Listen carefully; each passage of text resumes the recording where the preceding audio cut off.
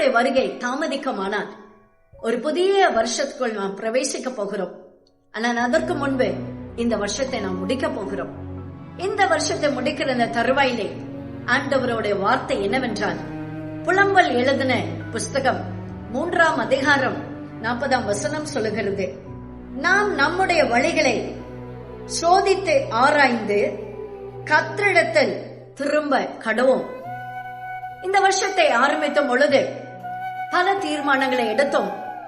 ஆனால் வருஷத்தை முடிக்கிற இந்த தருவாயிலே அந்த காரியத்திலே நாம் எப்படி இருந்தோம், அதை குறித்து நீங்கள் கவலைப்பட வேண்டாம்.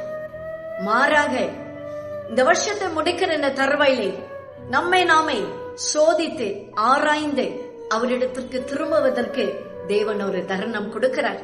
ஆகவே நம்மை நாமே சோதித்து ஆராய்ந்து அவரிடத்திற்கு திரும்பவும் அவர் கொடுக்கும் புதிய வருடத்திற்குடைய ஆசீர்வாதங்களை பெற்றுக்கொள்வோம். God bless you dear. Have a blessed day.